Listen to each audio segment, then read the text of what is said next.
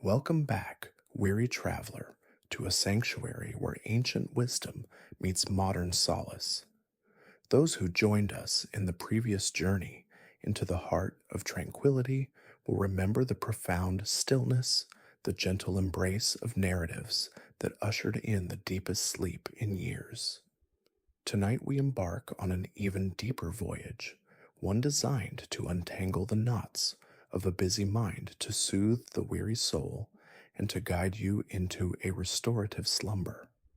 Imagine for a moment that you are standing at the edge of a vast, tranquil lake, its surface mirroring the twilight sky, undisturbed by the world's clamor. The air is cool, carrying the faint scent of night blooming jasmine, and the distant sound of an owl's call is the only interruption to the profound quiet. Feel the soft earth beneath your feet and the gentle breeze caress your skin. This is the threshold to a deeper understanding of rest, a journey into the very essence of peace. You are here not by chance, but by an innate yearning for respite, a desire to quiet the relentless hum of daily life. The wisdom we will explore tonight is not about forcing sleep, but about creating the conditions for it to naturally unfold like a delicate blossom opening to the dawn. It is about understanding the currents that disturb your inner calm and learning to navigate them with grace. You might carry the weight of the day, the echoes of conversations, the unfinished tasks that linger in your thoughts. Perhaps anxieties about tomorrow or regrets about yesterday cling to the edges of your consciousness. Know that these are but fleeting clouds in the vast sky of your being. Tonight, we will learn to observe them, acknowledge them, and then gently let them drift away. As you settle into your chosen space, feel the support beneath you, whether it's your bed, a cushion, or a favorite chair. Allow your body to soften, to release any tension held in your shoulders, your jaw, your hands. This is your sacred time, a time for self-compassion and deep replenishment. The teachings of Buddhism, particularly Zen, are not about rigid rules or dogmas, but about a way of seeing, a way of being that invites clarity, presence, and ultimately liberation from suffering. And in that liberation lies the path to profound, uninterrupted sleep. We will explore stories and principles that have guided seekers for centuries, offering practical pathways to mental and emotional ease. The goal is not merely to fall asleep, but to cultivate a state of mind that allows sleep to find you effortlessly and deeply. Tonight we will journey through timeless tales and profound insights, each designed to peel back the layers of mental noise that often prevent true rest. You will discover how ancient wisdom can directly address the very real struggles of overthinking, anxiety, and the restless mind that plagues so many in our modern world. Think of each story, each teaching as a gentle current guiding you closer to the tranquil shores of deep slumber. We'll learn how to approach the idea of problems with a new perspective, transforming them from burdens into opportunities for growth and acceptance. We'll touch upon the subtle art of letting go, not through force, but through understanding. So before you get comfortable, take a moment to like the video and subscribe, but only if you really like what I do here. And if you feel moved to do so, please share your location and local time in the comments. It's always comforting to know where in the world this gentle peace is reaching. Now let's begin our journey together tonight. The Bamboo Grove's Whisper. Explore the concept of non-attachment through a Zen story about finding peace in simplicity. Our journey tonight takes us first to an ancient bamboo grove, shrouded in the mists of a dawn that has not yet fully broken. Imagine yourself walking along a winding path, the tall, slender bamboo stalks arching overhead, their leaves rustling like a gentle whisper in the cool air. Each step you take is soft cushioned by fallen leaves, and the subtle scent of damp earth and fresh bamboo fills your senses. The grove is quiet, save for the occasional call of a distant bird or the gentle creak of the bamboo swaying in the breeze. This is a place where simplicity reigns, where the mind can begin to untangle itself from the complexities of the world. In this very grove, centuries ago, lived a young monk named Kenji. Kenji was diligent in his studies and earnest in his practice, yet he often found himself wrestling with a restless mind, particularly as night approached. He would lie awake, replaying the day's events, planning for tomorrow's tasks, or simply worrying about things he could not control. His teacher, an old Zen master named Hiroshi, observed Kenji's struggle with a quiet understanding. One crisp autumn morning, Master Hiroshi called Kenji to his side.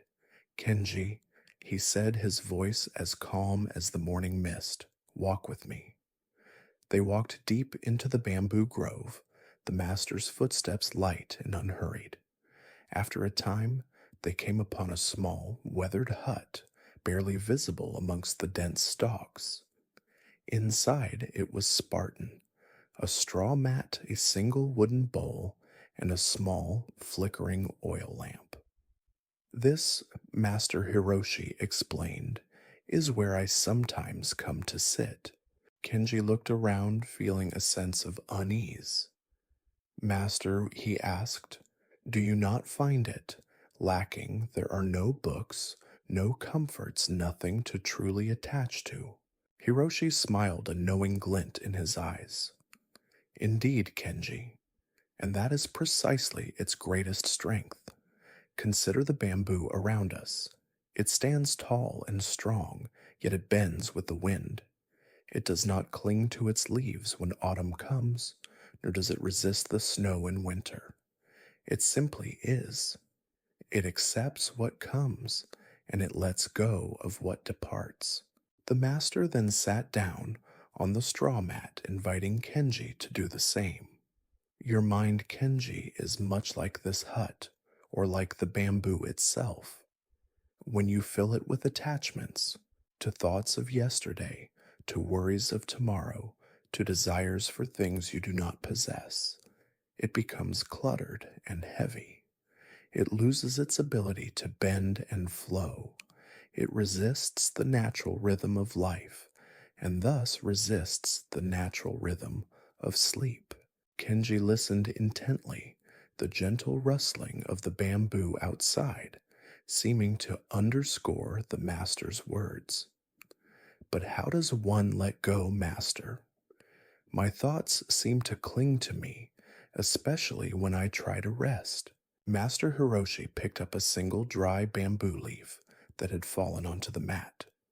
"When this leaf falls from the stalk, does the stalk mourn its loss? Does it desperately try to reattach it? No. It understands the leaf has served its purpose and now returns to the earth. Similarly, your thoughts, your worries, your desires, they arise, they serve a purpose, and then they pass. The suffering comes not from the thoughts themselves, but from your attachment to them, your clinging. Think of your mind as the bamboo grove." The master continued, his voice soft, almost a whisper. "Thoughts are like the leaves. They appear, they flutter, they might even create a sound as they move. But if you cling to each leaf, if you try to stop them from falling or prevent new ones from growing, you will exhaust yourself. Instead, observe them. See them as they are, transient, impermanent. Allow them to float by like leaves on a gentle stream. Do not judge them, do not chase them, and do not try to hold on to them. Simply let them pass." As you listen to these words, Feel your own body relaxing. Let your shoulders drop, your jaw unclench. Imagine any lingering tension, any persistent thought as a dry leaf falling from a branch. It is not something to fight, but something to observe as it naturally detaches. You are not your thoughts, nor are you the worries that drift through your mind. You are the stillness beneath it all, the vast space of the grove itself. The master then looked at Kenji, his gaze compassionate. When you allow your mind to be like the empty hut, open and unburdened, then peace can enter.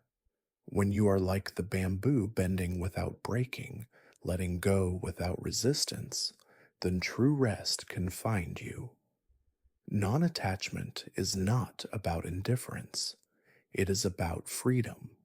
Freedom from the grip of thoughts, freedom from the weight of expectations, freedom to simply be. This teaching of non attachment is profoundly liberating for those seeking deep sleep. Often we resist letting go of the day, or we cling to worries about the future. We believe that by holding on to these thoughts, we are somehow being responsible or productive. But in clinging, we deny ourselves the necessary release that precedes true rest. Imagine the ease with which you release a sigh of relief after a long day. That same ease is what we cultivate with non attachment, a gentle release of the mental burden, allowing your being to settle into its natural state of peace. Practice this tonight as thoughts arise, whether they are pleasant or unpleasant. Simply acknowledge them without judgment. Don't engage with them, don't try to solve them, and certainly don't cling to them. See them as passing clouds, as leaves floating on a stream, as whispers in a bamboo grove. Let them move through your mind without resistance, knowing that as they pass, they create space for stillness. This space, this inner quiet, is the very doorway to deep and restorative sleep. The Empty Boat's Wisdom. Discuss letting go of blame and expectations, a core Buddhist teaching for inner peace. As the gentle rustling of the bamboo grove fades, we find ourselves standing by the tranquil edge of a vast, still lake. The water is like polished obsidian, reflecting the soft glow of the emerging moon.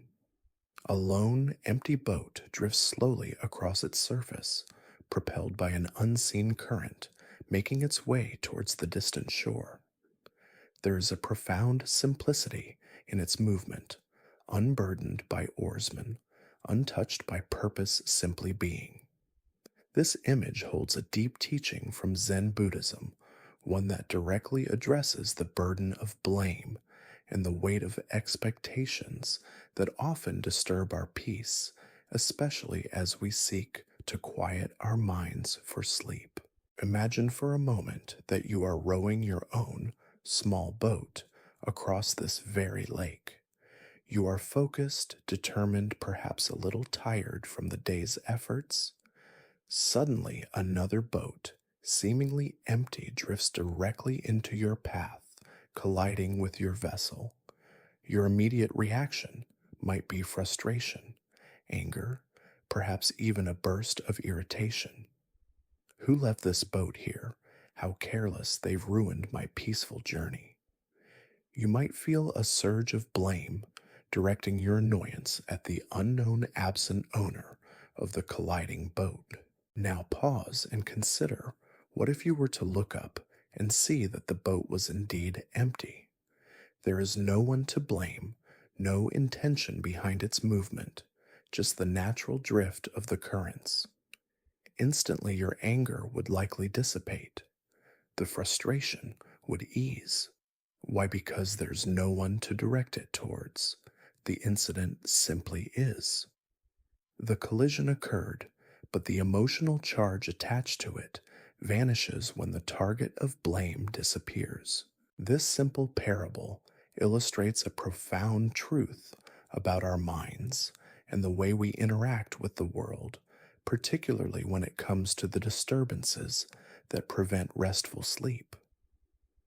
Often we carry the weight of blame, blaming ourselves for perceived failures, blaming others for their actions, blaming circumstances for our discomfort. We also live with a constant stream of expectations: how things should be, how people should act, how we should feel. When reality inevitably diverges from these expectations, we experience suffering, frustration, and a heightened state of mental agitation. The wisdom of the empty boat teaches us to cultivate a mind that responds to life's events as if there were no one to blame, no intentionality behind the collisions we experience. When a thought arises that causes anxiety, instead of blaming yourself for having it or blaming the situation that triggered it, simply observe it as an empty boat drifting by. It is not intentionally trying to disturb you, it simply is. When a plan goes awry, instead of blaming fate or circumstances, acknowledge the event without assigning fault. Consider the times you lie awake, tossing and turning. Are you replaying arguments? Are you frustrated by a missed deadline? Are you upset with yourself for something you said or didn't say? In each of these instances, there is an element of blame or unmet expectation at play. I shouldn't have said that. They shouldn't have done that. My day should have gone differently. These internal narratives keep the mind activated, preventing it from settling into the passive state required for sleep. The Buddhist teaching of non-blaming is a powerful antidote. It doesn't mean becoming complacent or irresponsible. Rather, it means releasing the emotional charge that comes with assigning fault. When you encounter a challenging situation or an intrusive thought, instead of asking, "Whose fault is this?" or "Why is this happening to me?" try asking, "What is happening here?" or "What is this moment?" This shift in perspective allows you to observe without immediately reacting with anger or judgment. Imagine your thoughts and feelings as these empty boats. A thought of worry drifts into your mind. Instead of grabbing the oars and chasing after it or trying to push it away with force, simply allow it to float. There's no one in the worry boat, no one steering it directly at you to cause distress. It's just a phenomenon arising and passing. The moment you release the need to blame it or to make it conform to your expectation of what your mind should be doing, peace, being calm and quiet, its power over you diminishes. This practice is especially vital for sleep. When you release the need to blame yourself for not being able to sleep or to blame external factors for your wakefulness, you create a vast internal space for calm. The pressure to perform sleep or to solve your wakefulness dissolves. You are simply allowing your current state to be without resistance. Remember the bamboo, it doesn't blame the wind for blowing, it simply bends. Similarly, your mind, when it releases blame, can bend with the currents of the night, allowing sleep to naturally find its way to you. As you lie here, allow yourself to soften any rigid expectations you might hold for this night. Perhaps you expect to fall asleep instantly or to sleep for a specific number of hours. When these expectations are not met, frustration often arises. Instead, embrace the concept of the empty boat. Allow whatever is happening to simply be. If thoughts drift in, observe them without judgment. If you find yourself awake, acknowledge it without assigning blame.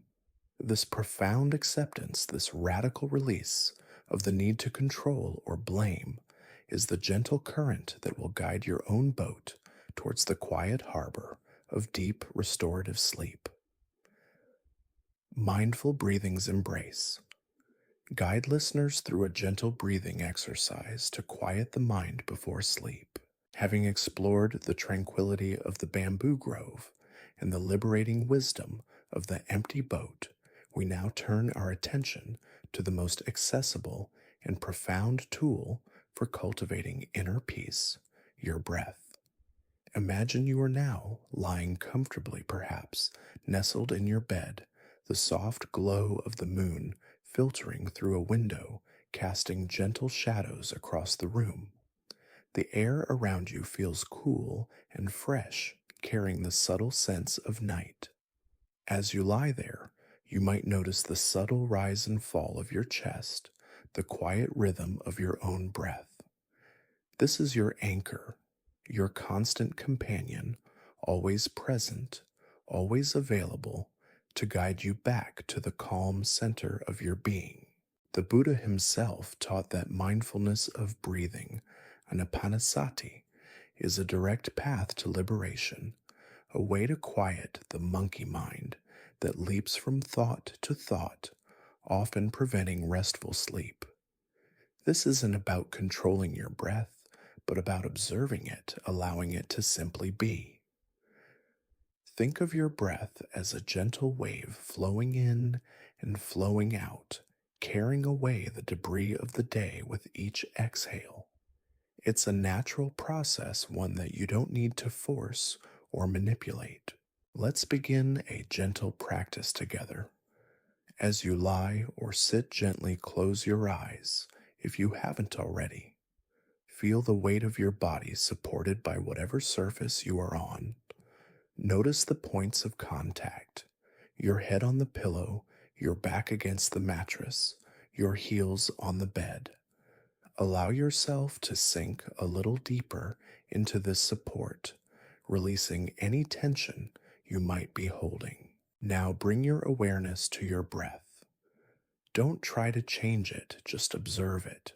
Notice the sensation of the air as it enters your nostrils. Perhaps it feels cool. Follow that breath as it travels down into your lungs, feeling your chest or abdomen gently expand. And then notice the sensation as the air leaves your body, perhaps feeling a little warmer as it exits your nostrils. There's no need to breathe deeply or slowly unless that feels natural to you. Just allow your breath to find its own natural rhythm. It might be short, it might be long, it might be shallow, or it might be deep. Whatever it is perfectly fine. The goal here isn't to achieve a particular breathing pattern, but simply to notice the pattern that is already there. As you continue to observe your breath, you might find your mind wandering. A thought about tomorrow's schedule might pop in. A memory from earlier today might surface. This is perfectly normal. Our minds are designed to think. The practice isn't about stopping thoughts, but about gently redirecting your attention when they arise. So when you notice your mind has wandered, simply acknowledge the thought without judgment, and then very gently guide your attention back to the sensation of your breath. Imagine it as a curious puppy that has wandered off. You don't scold it, you just softly call it back. With each inhale, imagine drawing in peace and calm. Feel it permeate every cell of your body. And with each exhale, imagine releasing tension, stress, and any lingering worries. Let them float away like wisps of smoke, disappearing into the vast night sky. Feel your body becoming heavier, softer, more relaxed with each breath. As you breathe in, whisper to yourself, breathing in, I am calm. As you breathe out, whisper to yourself, breathing out, I am at peace. You can repeat these quiet affirmations silently to yourself or simply feel the intention behind them. Breathing in, I am calm. Breathing out, I am at peace. This gentle, mindful breathing is a powerful way to train your mind to be present. When your mind is fully engaged with the sensation of your breath, it has less energy to spin on worries or engage in restless thinking. It brings you into the now, the only place where true rest can occur. The past is gone, the future has not yet arrived. Only this breath, this moment exists. Notice how your body begins to respond to this simple attention. Your muscles might soften a little more, your jaw might unclench, your shoulders might drop. This is your nervous system beginning to downshift, moving from a state of alertness to a state of rest. You are creating the internal conditions for sleep to naturally emerge. This practice is not about trying hard to fall asleep. In fact, the harder you try, the more elusive sleep often becomes. Instead, it's about creating a space within yourself where sleep can simply arrive. It's about cultivating a deep sense of trust that your body knows how to rest, that your mind can find stillness. The breath is the key to unlocking that inherent wisdom within you. So continue to gently observe your breath. Feel the subtle rise and fall. Allow thoughts to come and go like clouds passing across the moon. Each time your attention drifts, bring it back with kindness and patience to the steady rhythm of your breath. This simple act of returning over and over again is the essence of mindfulness, and it is a profound gateway to the peaceful slumber you seek. The middle way to rest. Explain the balance between effort and surrender in achieving restful sleep. We have felt the gentle calming rhythm of our breath and anchor in the shifting currents of the mind. Now let us consider another profound Buddhist teaching that illuminates the path to truly restorative sleep, the middle way. This ancient principle, often associated with the Buddha's own journey to enlightenment, is not about finding a compromise between two extremes, but about discovering the harmonious balance that leads to genuine peace and effectiveness. For those seeking deep sleep, the middle way offers a crucial insight into the delicate interplay between effort and surrender. Imagine yourself trying to push a boat through thick mud. If you push too hard, you might exhaust yourself or even get stuck. If you don't push at all, the boat won't move. The middle way here is to find just enough effort to move the boat forward without expending unnecessary energy or becoming entrenched. Similarly, when it comes to sleep, many of us fall into one of two extremes.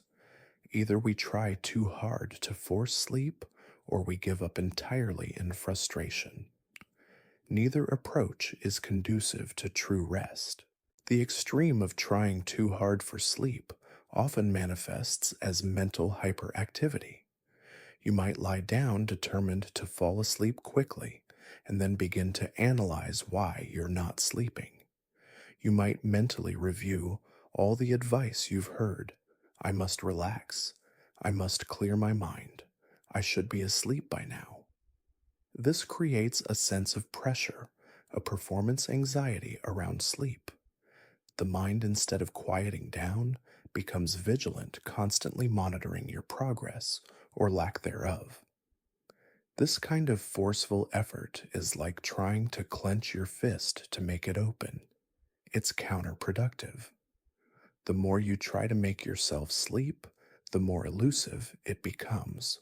On the other hand, the extreme of giving up entirely can lead to a sense of helplessness and despair. You might think, I'll never sleep, or it's no use, and fall into a cycle of negative self-talk and resignation. This can lead to a lack of beneficial routines or a passive acceptance of poor sleep, perpetuating the problem.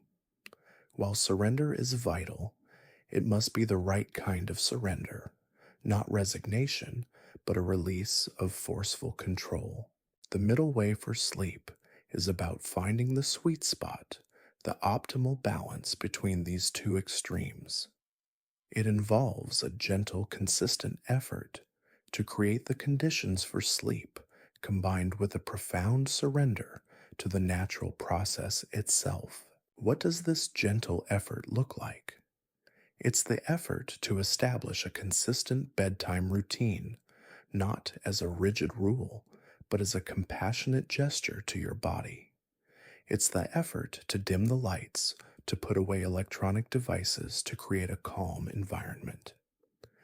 It's the effort of practicing mindful breathing, as we just did, or engaging in gentle stretching before bed.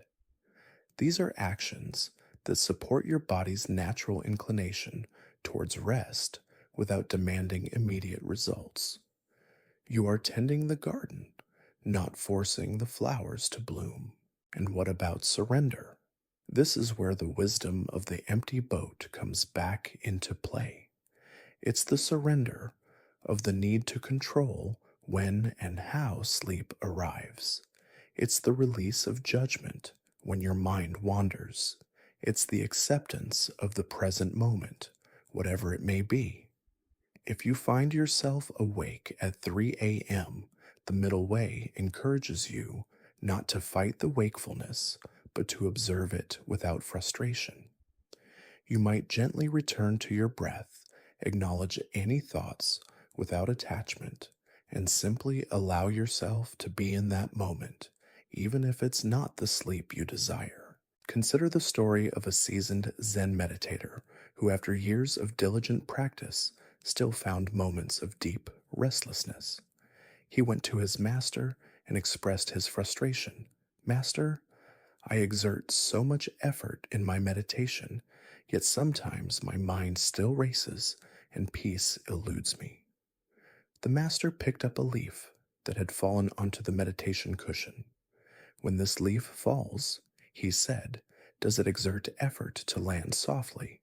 When it is carried by the wind, does it strive to be lifted or lowered? It simply allows. Yet without gravity it would not fall. Without wind it would not be carried. There is a natural force at play." Your effort in meditation and your effort for sleep should be like that natural force, present but not forced. Allow yourself to be carried by the natural current of rest, but do your part to step into the stream.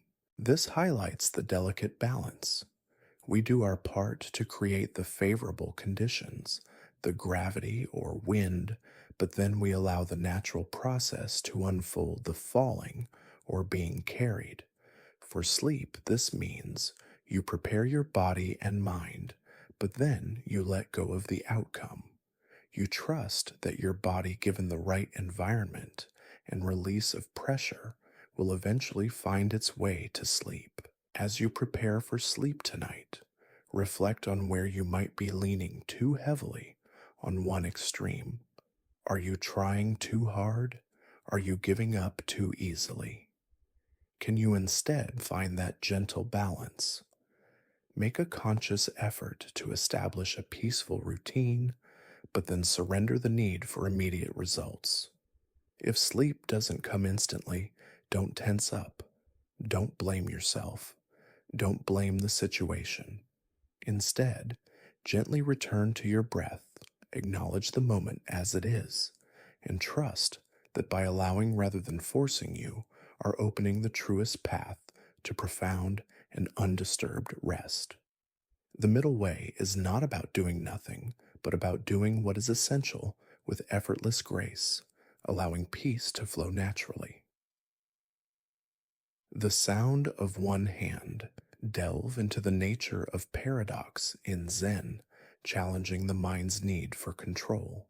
Having found the balance of the middle way, poised between effort and surrender, we now approach a teaching that directly challenges the very nature of our busy logical minds, the Zen koan.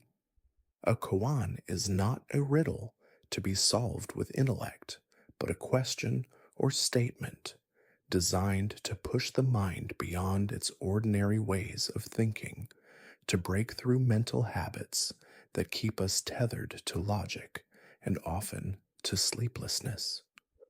One of the most famous koans is, "What is the sound of one hand clapping?" Your rational mind, as you hear this, immediately jumps to work. That's impossible. Clapping requires two hands. There is no sound. And precisely in that moment of intellectual impasse lies the koan's power. It's not about finding a clever answer, but about exhausting the conceptual mind, leading to a state of profound stillness where new insights can emerge. Think of your mind, especially when you're trying to sleep, as a tireless problem solver. It constantly seeks explanations, causes, and effects. It wants to organize, analyze, and control. When faced with the unexplainable, like insomnia itself, it often goes into overdrive, trying desperately to solve sleep, to figure out why it's not happening. This relentless search for control and understanding creates a mental tension that is the antithesis of rest. The sound of one hand clapping invites you to let go of this need for intellectual resolution. It's a paradox designed to frustrate the logical mind, not to provide a solution, but to reveal the limitations of thought itself. When your mind exhausts its attempts to logically answer the unanswerable, it often, for a brief moment, simply stops.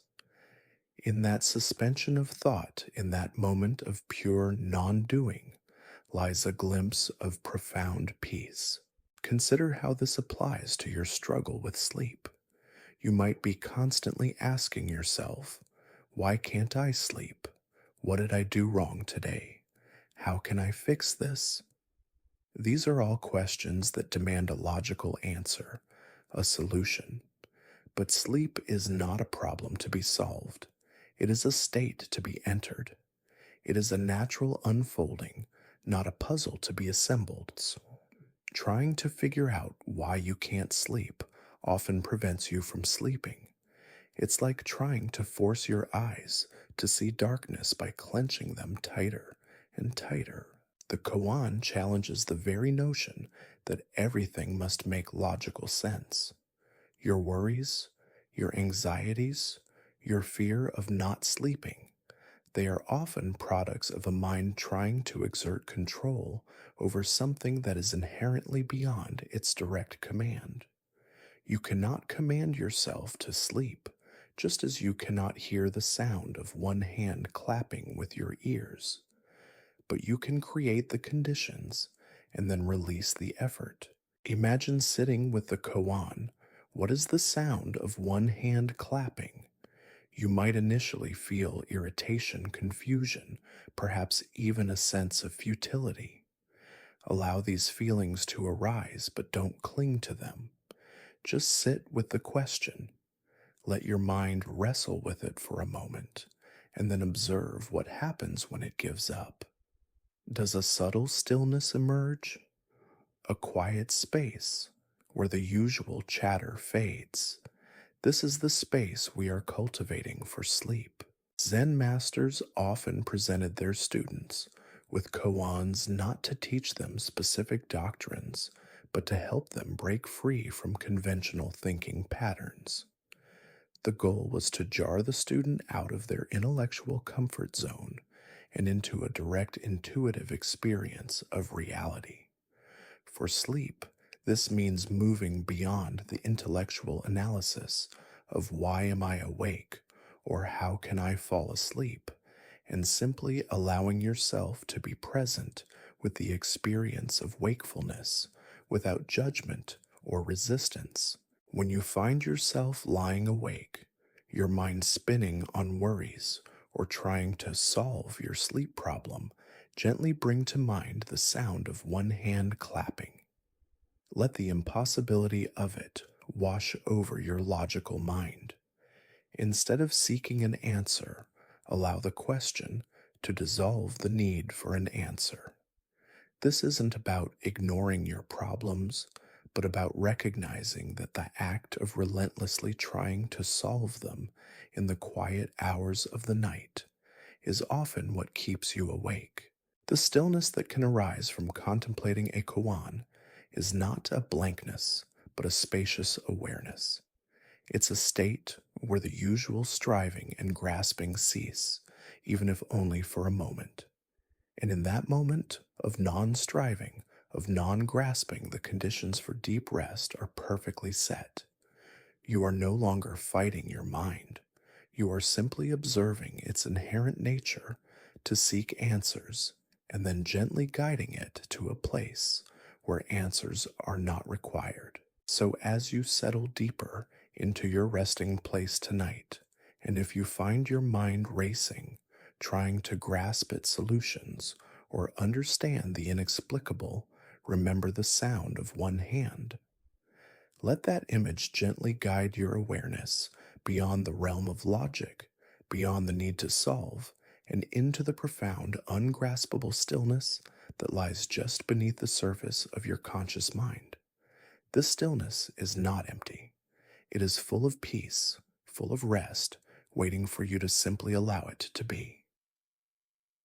No self, no suffering explore the Buddhist concept of anatta and its role in releasing emotional pain. We've journeyed through the calming whispers of the bamboo, the liberating wisdom of the empty boat, and the profound stillness offered by mindful breathing and the koan. Now we delve into one of the most transformative and often misunderstood concepts in Buddhism, anatta, or the doctrine of no self.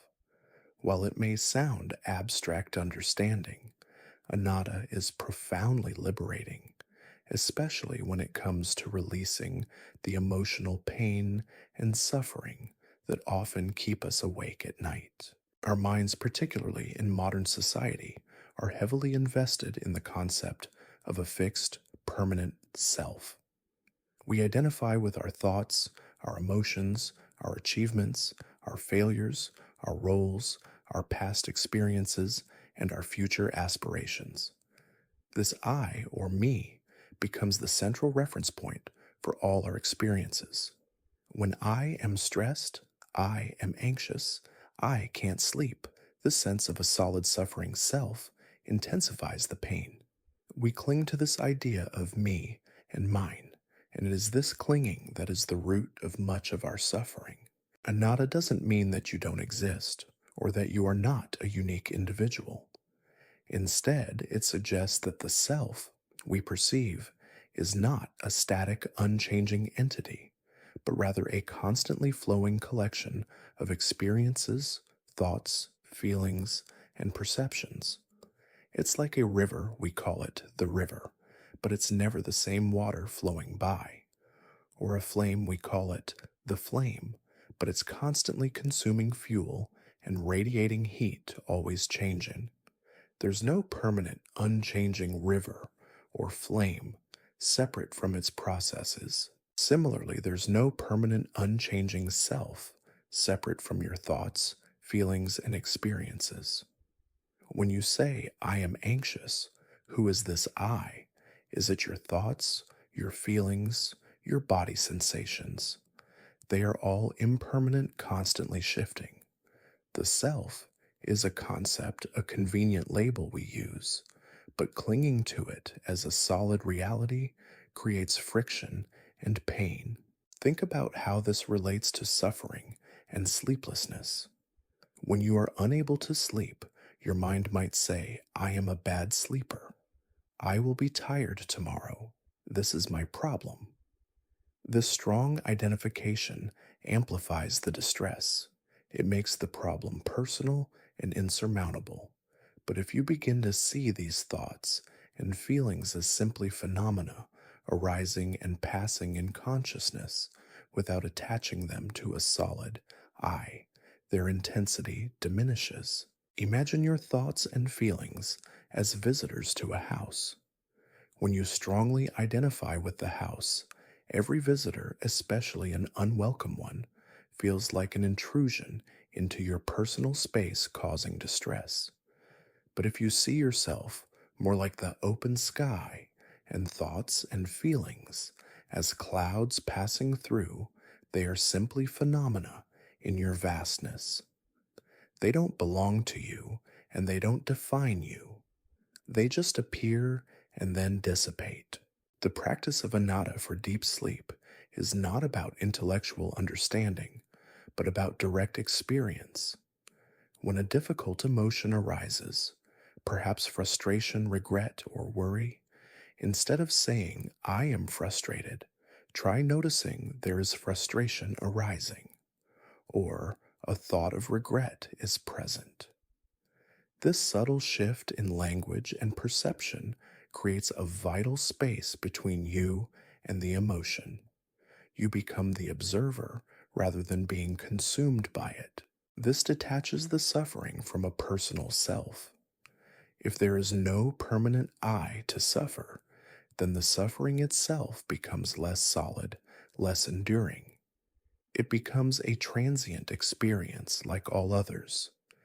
This doesn't deny the reality of pain, but it changes your relationship to it. It allows you to feel the sensation without clinging to the narrative of my suffering. Consider an old Zen story about a monk who had a particularly painful toothache. His fellow monks saw him meditating with great intensity. When asked how he could meditate with such pain, he replied, "The tooth hurts, but I do not hurt. The pain is a sensation, but I am not that sensation." He had understood anatta, recognizing that the self was not identical with the painful experience. This wisdom is profoundly practical for sleep. When you feel anxious about not sleeping, instead of identifying as anxious, simply observe anxiety is present. When you feel tired, instead of I am tired, notice tiredness is here. This creates a compassionate distance, allowing the sensations and thoughts to simply exist without becoming who you are. As you lie down tonight, try this gentle experiment. When thoughts or feelings arise, try to observe them without immediately claiming them as yours. Instead of my worry, consider there is worrying. Instead of I can't sleep, acknowledge there is wakefulness. This subtle shift can be incredibly powerful. It loosens the grip of the ego, the self, that constantly tries to control and define. As that grip loosens, the tension in your mind and body begins to release, making space for the natural ease that welcomes deep restorative sleep. You are more than your fleeting thoughts and feelings. You are the vast open awareness in which they arise and pass away. The dewdrop's impermanence. Reflect on the transient nature of life's worries, promoting acceptance. We've explored the profound freedom that comes from understanding no self, releasing the rigid identification with our fleeting thoughts and feelings. Now let's turn our gaze to another core Buddhist teaching that brings immense peace to a restless mind, the concept of impermanence, anicca. This truth that all phenomena are constantly changing, arising, and passing away is as fundamental as the air we breathe, yet its acceptance is often the key to releasing the anxieties that steal our sleep. Imagine a single delicate dewdrop clinging to the tip of a blade of grass at dawn. It shimmers, reflecting the nascent light of the rising sun, holding within it a miniature world of beauty. It seems perfect, pristine, yet you know instinctively that it will not last. As the sun climbs higher, warming the air, the dewdrop will evaporate, returning to the vastness of the atmosphere. Its existence is utterly transient, yet no less beautiful or real for its fleeting nature. Our worries, our anxieties, our fears about tomorrow, and our regrets about yesterday are all like that dewdrop. They might seem solid and overwhelming in the moment, but they are by their very nature impermanent. They arise, they linger for a time, and then if we allow them, they pass away. The suffering comes not from the worries themselves, but from our clinging to them, our belief that they are fixed, unchanging realities that will haunt us indefinitely. Often, when we lie awake, our minds are caught in a loop of anticipating future problems or replaying past mistakes. We project a sense of permanence onto these mental constructs. We might think, this problem will never go away, or I'll always feel this way, or I'll never sleep well again. These thoughts, rooted in a denial of impermanence, create a rigid mental landscape that traps us in suffering. The teaching of impermanence invites us to observe all phenomena, physical sensations, thoughts, emotions, sounds, as they are constantly in flux. The discomfort you feel in your body will change. The thought that loops in your mind will eventually fade. The sound outside your window will cease. Everything is a process, not a fixed state. Consider the sensation of warmth in your body right now, perhaps from your blanket. Notice how it subtly changes, warms, or cools, or the feeling of the pillow beneath your head, how it might yield slightly as you settle. Even these seemingly stable things are in a constant state of subtle change. When a worry arises, instead of engaging with its content or trying to push it away, simply notice its impermanence. Say to yourself, this thought of worry is here now. It will pass. This isn't denial. It's a profound acceptance of reality. You acknowledge its presence, but you don't give it power by believing it to be a permanent fixture. This understanding is especially potent for sleep. Many insomniacs feel trapped by their wakefulness, believing it to be an unending state. This fear of never sleeping creates a cycle of anxiety. But if you remember the dewdrop, if you acknowledge that this moment of wakefulness, this feeling of restlessness is also impermanent, then you can relax your grip on it. You can observe it, perhaps even with a detached curiosity, knowing that it too will change. Imagine the subtle shifts in your mental state as you lie in bed. One moment you might feel agitated, the next, a flicker of drowsiness, then perhaps a moment of calm before another thought arises. These are all transient. The constant flow of experience is the natural state of being. Resistance to this flow, the desire for things to be fixed and unchanging, is what creates tension. The Buddha taught that clinging to anything impermanent, which is everything, leads to suffering. When we cling to the idea of a perfect night's sleep, or never feeling anxious, and these conditions don't manifest, we suffer. But when we accept the changing nature of life and of our inner world, we liberate ourselves from that clinging. So as you rest tonight, allow your mind to be like the vast sky, observing the clouds of thoughts and feelings as they drift by. They are not permanent, they are not solid, and they do not define you. Just like the dewdrop, they arise in beauty, serve their purpose in your experience, and then return to the formless. Embrace this truth of impermanence.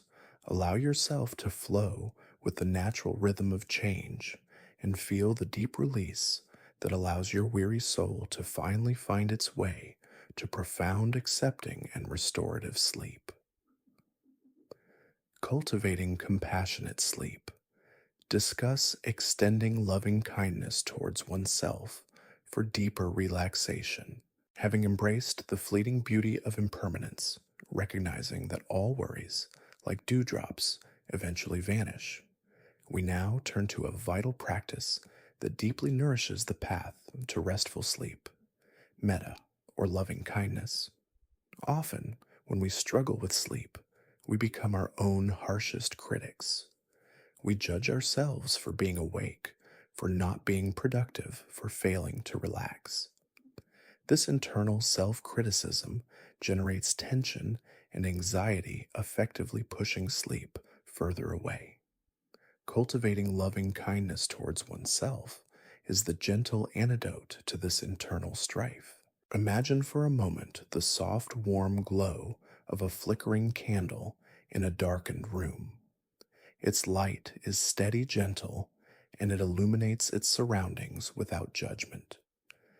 This is the quality of metta, a benevolent, unconditional friendliness that you extend first to yourself and then outwards.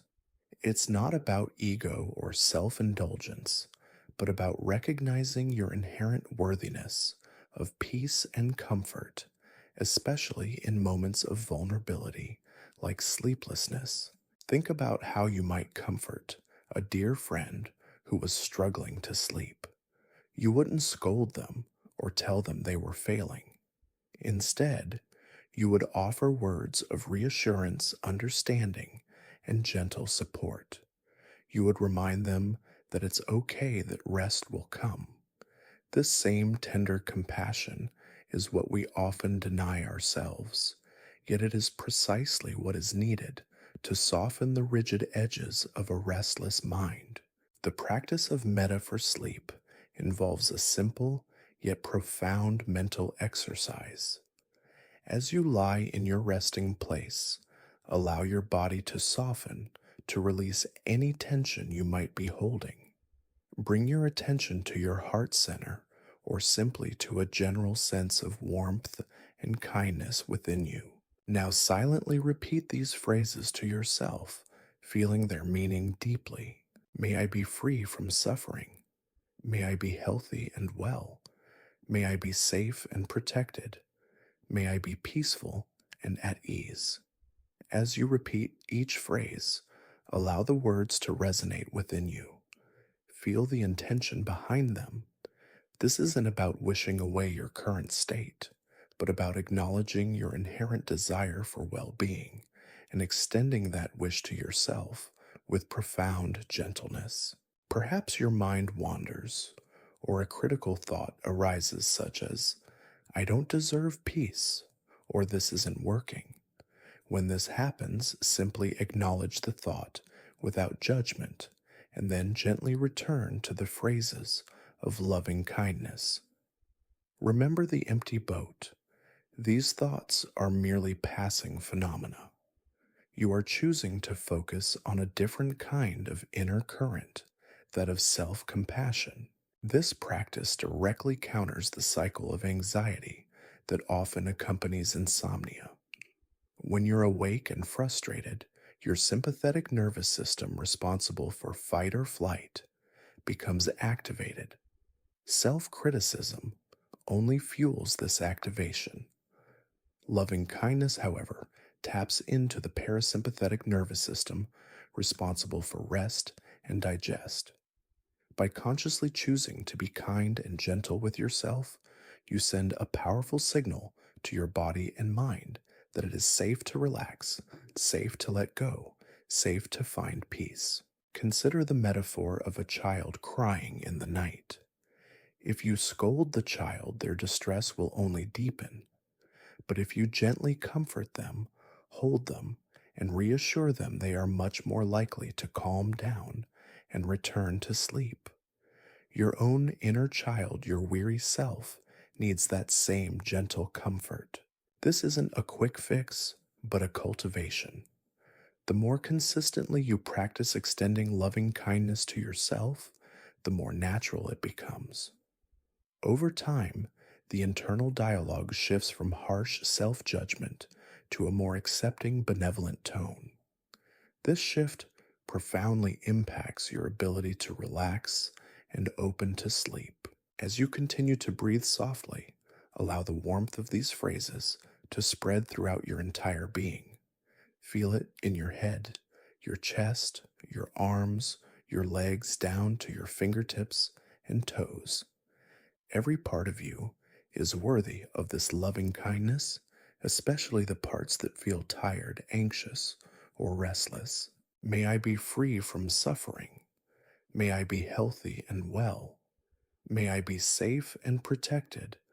May I be peaceful and at ease. Allow these words to be a lullaby for your soul, a gentle embrace that reassures you of your inherent goodness and your right to profound rest.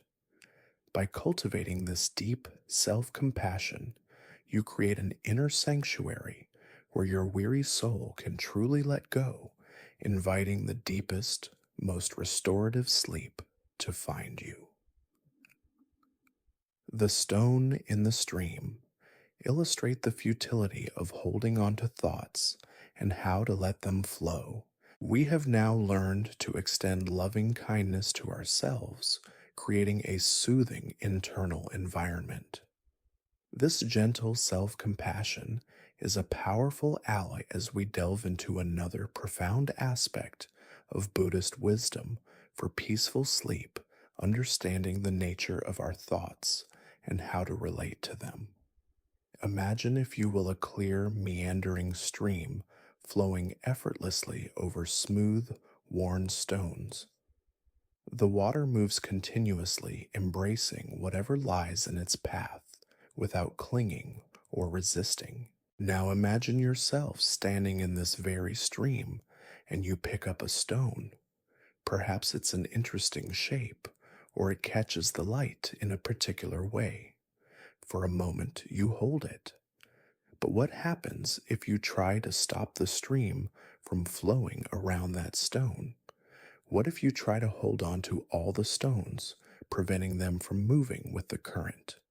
Soon the water would be dammed stagnant, losing its clarity and vibrant energy.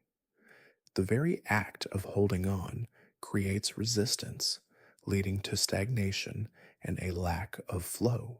Our thoughts, especially when we are trying to sleep, are much like these stones in the stream of our consciousness. They arise, they might catch our attention, and we have a choice. Do we pick them up and hold on to them, or do we allow them to flow by naturally? Often, when we're struggling with sleep, our minds are doing precisely what the stream would do. If we tried to hold on to all the stones, they become dammed stagnant, filled with agitated thoughts that refuse to move on.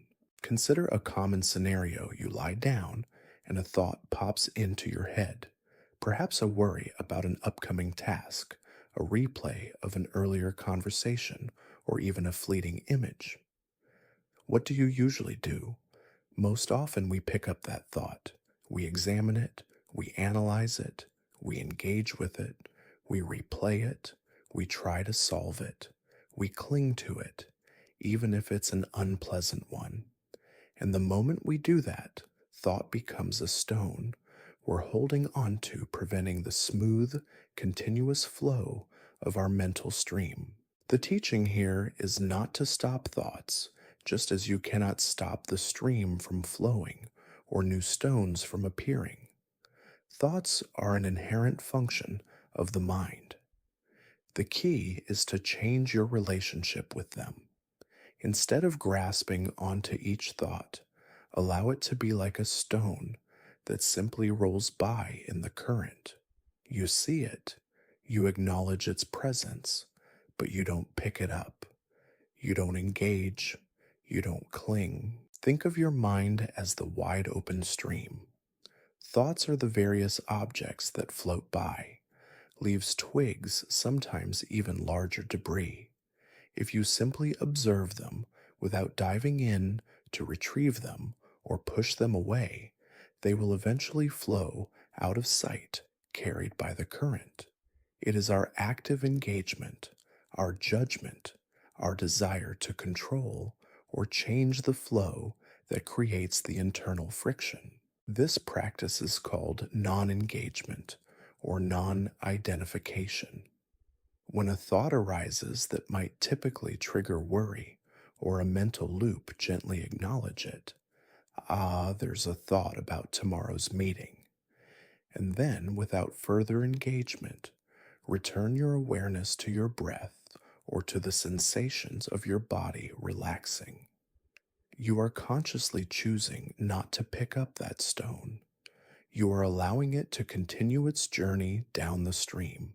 This is particularly effective for those persistent, looping thoughts that prevent sleep. The more you try to force them away, the stronger they often become. It's like trying to push a beach ball underwater. It just bobs back up with more force. But if you simply observe them, if you allow them to pass without resistance, their energy dissipates. They lose their power to hold your attention hostage. The futility of holding onto thoughts is evident in the fatigue it causes. Just as damming a stream requires immense effort, holding on to countless thoughts throughout the night drains your mental energy. By releasing them, by allowing them to flow, you conserve that energy, allowing your mind to naturally slow down and prepare for rest. So as you settle into your bed, become the observer of your own mental stream. Notice the thoughts as they appear. If one catches your attention, acknowledge it without judgment. Say to yourself, I see that thought, and then gently release it. Imagine it drifting away, just like a stone carried by a gentle stream. With each thought released, feel a subtle lightness, a deepening sense of calm washing over you. This consistent practice of letting thoughts flow rather than holding on to them is a powerful path to unburdening your mind and inviting the deep, uninterrupted sleep you deserve. The path of noble silence. Explore the power of stillness and quietude in preparing for sleep. Having learned to let our thoughts flow like stones in a stream, we now turn our attention to the profound significance of silence in preparing for deep sleep. In our modern world, we are constantly bombarded by noise, not just auditory noise from traffic or devices, but also the relentless internal noise of our minds. The Buddhist tradition, especially Zen, places immense value on noble silence, recognizing it not merely as an absence of sound, but as a gateway to inner peace and clarity. Imagine yourself entering a secluded monastery high in the mountains, nestled amidst ancient forests. As you step inside, the clamor of the outside world slowly recedes. The air itself seems to be infused with a deep quiet. Here, even simple activities like walking or eating are performed in silence, allowing the mind to settle and become acutely aware of each moment. This deliberate cultivation of external and internal quietude is not a punishment, but a profound act of self care, a conscious choice to create the optimal conditions for true rest. Think about your evenings. How much of it is filled with sound? The television podcasts, social media notifications, conversations, the hum of appliances, or even the background music. Each of these sounds, however subtle, demands a sliver of your attention, keeping your mind engaged and vigilant. Your brain is constantly processing, interpreting, and reacting to these stimuli, even if you're not consciously aware of it. This constant processing is the antithesis of the state required for deep sleep. Noble silence for sleep is about consciously reducing the sensory input that keeps your mind active. It's about creating an environment that invites your nervous system to downshift, to move from a state of alertness to a state of profound calm. This isn't just about turning off your phone, it's about quieting the internal chatter as well. Consider the time leading up to your bedtime. Can you introduce periods of silence? Perhaps for the last hour or half hour before you intend to sleep, you turn off all screens.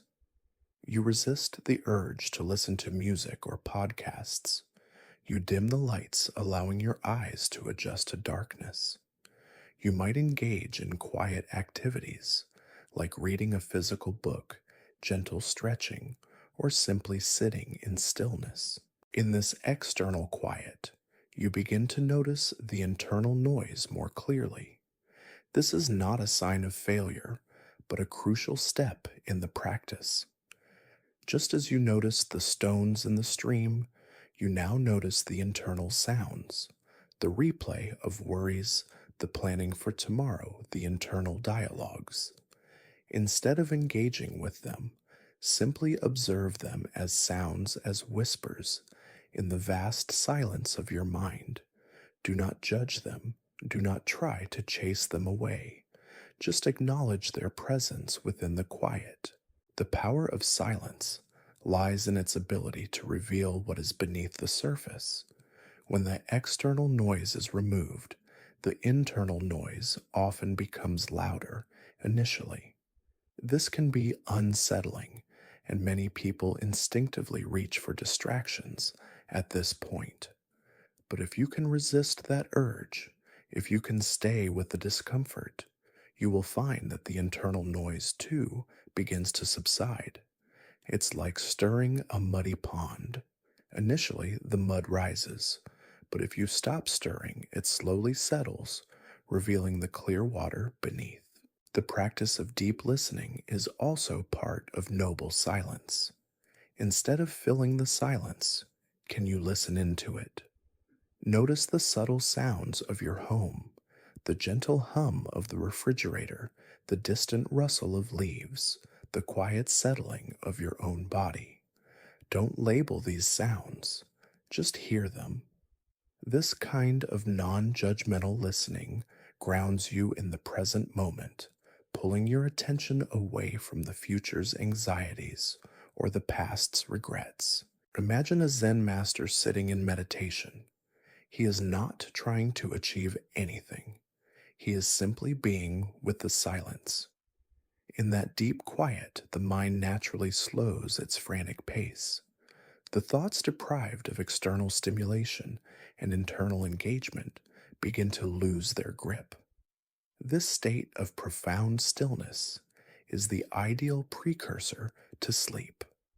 Your brain waves naturally begin to shift from alert beta waves to the slower alpha and theta waves associated with relaxation and the onset of sleep. So, as you approach your sacred time of rest tonight, make a conscious effort to invite noble silence into your space. Turn off the external distractions, allow the room to darken and quiet, and then gently turn your attention inward. Notice the internal sounds, the thoughts and feelings that arise, and allow them to pass without engagement. Embrace the stillness, not as an emptiness to be filled, but as a profound presence that holds the potential for deep peace and restorative slumber. In this quietude, your weary soul will find the true path to surrender and rest. The uncarved blocks serenity connect the idea of inherent perfection to finding peace within yourself. We have found solace in the quietude of noble silence, allowing external and internal clamor to recede.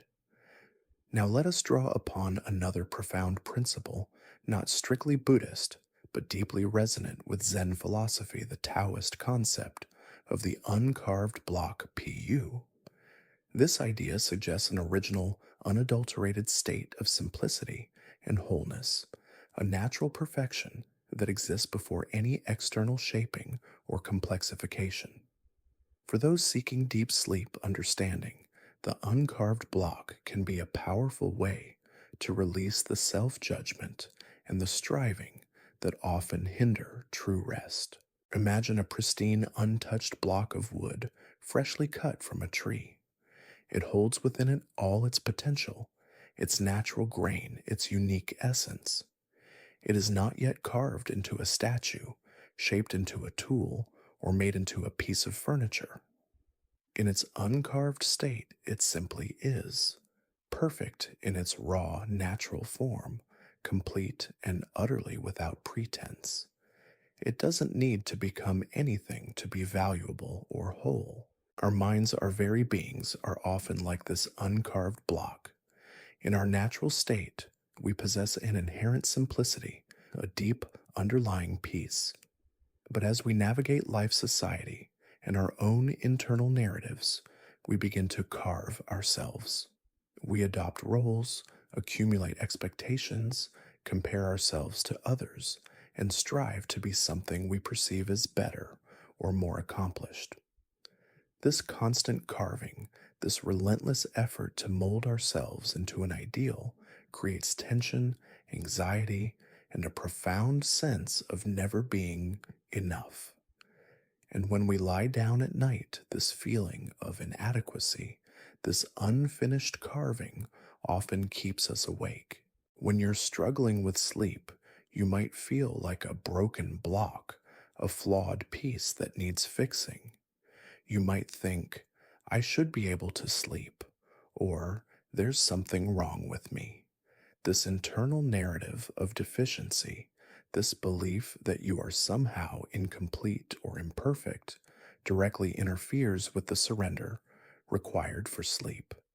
Sleep asks you to let go, to trust, to fall into a state of unconsciousness where all doing ceases. But if you feel you are an unfinished project, a block that still needs carving, that surrender becomes incredibly difficult. The wisdom of the uncarved block invites you to recognize your inherent wholeness, your natural perfection, just as you are right now. You don't need to be fixed to sleep. You don't need to achieve a perfect state of relaxation. You don't need to clear every single thought from your mind. Your essential being, your core nature, is already perfect, already complete, already at peace. This is a radical shift in perspective. Instead of trying to become something, a good sleeper, a calm person, you simply acknowledge that you already are all that you need to be. The peace you seek is not something to be acquired. It is already within you, like the grain within the uncarved wood. It's simply obscured by the layers of striving judgment and expectation. Imagine yourself lying in bed feeling the weight of the day's carving attempts. Instead of trying to carve yourself further into a state of sleep, gently release the chisel. Let go of the need to be anything other than what you are in this moment. If you feel tired, allow that tiredness. If you feel restless, acknowledge that restlessness. Do not judge it, do not try to change it. Simply be with it, accepting your current state as part of your uncarved perfect self. This doesn't mean becoming complacent. It means removing the unnecessary struggle. The effort to become something often puts us in a state of resistance against our current reality.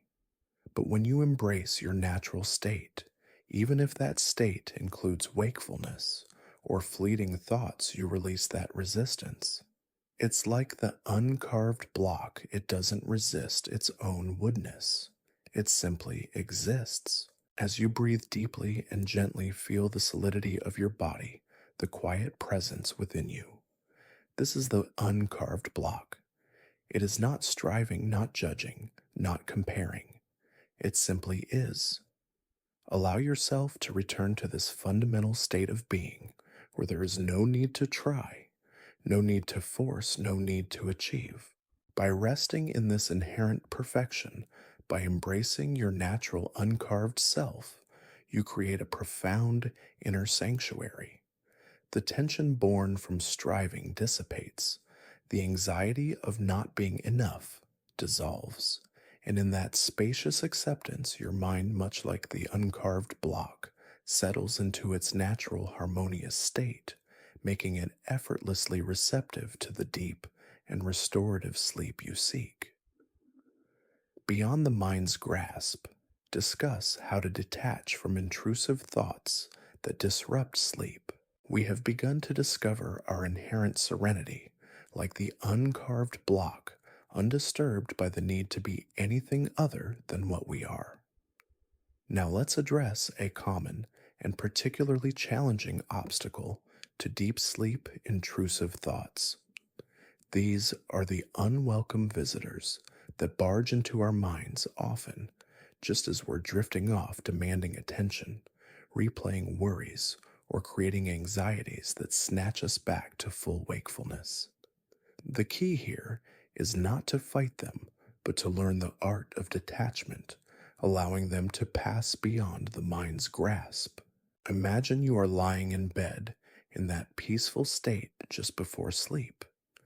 Suddenly, a thought about an unfinished task at work flashes through your mind, or perhaps a memory of an awkward social interaction from years ago resurfaces. These thoughts feel sticky. They demand to be examined, debated, or solved. Our natural inclination is often to engage with them, to try and push them away, or to get frustrated that they're there at all.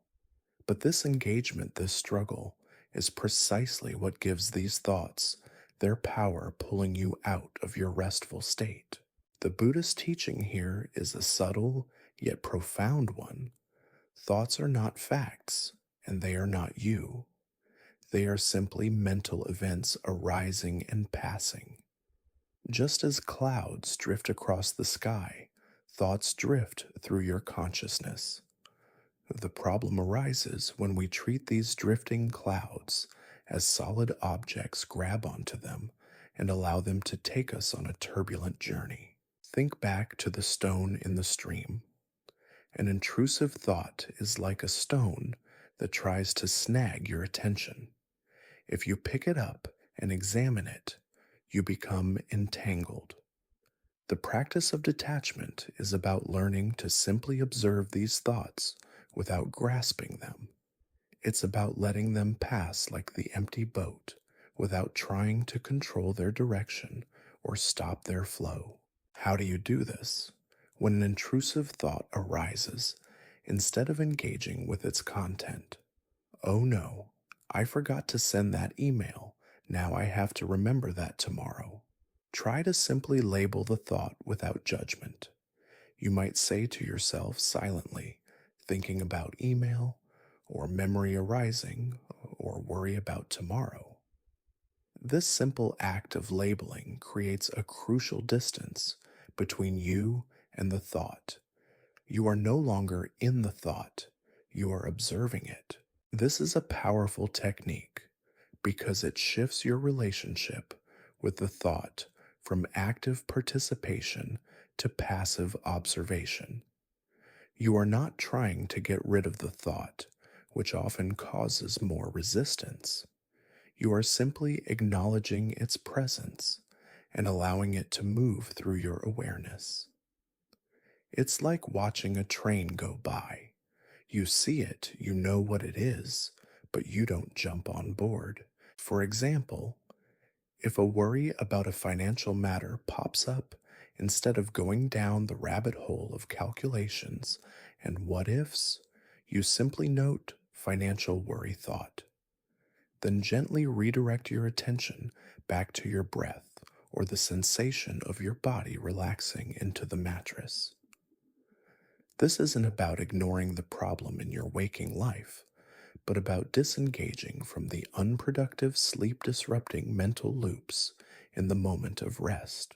Sometimes an intrusive thought can be particularly persistent, like a stubborn stone that seems to get stuck. When this happens, you can imagine gently placing the thought on a cloud and watching it drift away, or visualize writing the thought on a leaf and letting it float down a stream. These visualizations are tools to help your mind practice the act of letting go of detaching from the thought's grip. The key to detachment is not to fight, but to release. The mind that struggles to sleep often feels a strong sense of urgency to resolve every thought, to control every mental flicker. But sleep requires a letting go of control, a surrender to the unconscious. By practicing detachment from intrusive thoughts, you train your mind to release its need for constant engagement and resolution. This practice allows your mental energy to shift from active processing to quiet stillness. As you consistently refuse to grasp onto thoughts, they lose their power to disrupt your peace. The space between thoughts begins to lengthen and a sense of calm deepens. You are no longer caught in the relentless current of your mind, but instead floating gently towards the peaceful shores of sleep. So tonight, as you lie down and intrusive thoughts attempt to pull you into their grasp, remember the art of detachment. Acknowledge the thought, label it gently, and then without judgment or struggle, allow it to pass beyond your mind's grasp. Return your attention to your breath, to your body, to the deep acceptance of the present moment. In this practice, you will find the profound liberation that allows for truly restorative and undisturbed sleep.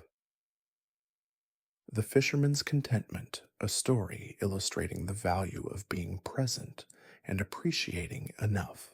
We've learned to gently detach from intrusive thoughts, letting them pass like clouds in the vast sky of our awareness.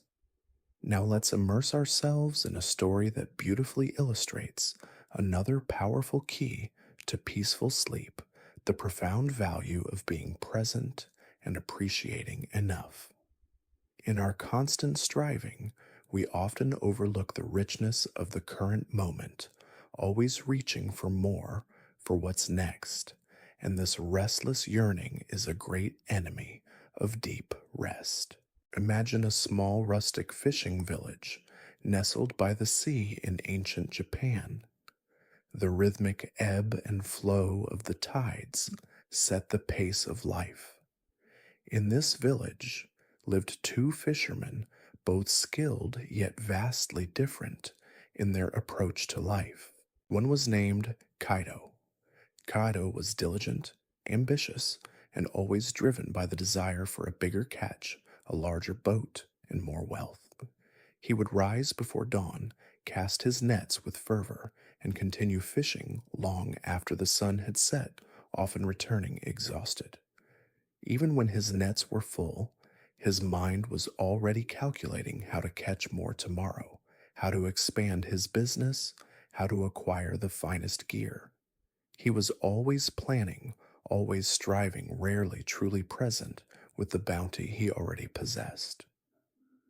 At night, Kaito often lay awake, his mind buzzing with numbers, strategies, and the anxieties of future endeavors.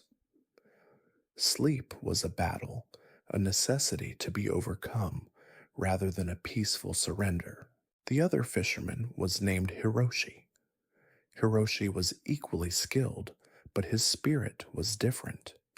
He would rise with the sun, cast his nets, and fish until he had caught enough for his family and a little extra to share with neighbors or trade.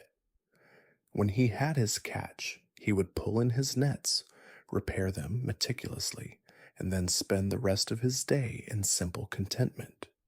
He might mend his modest home, sit by the shore, watching the waves, or play with the village children.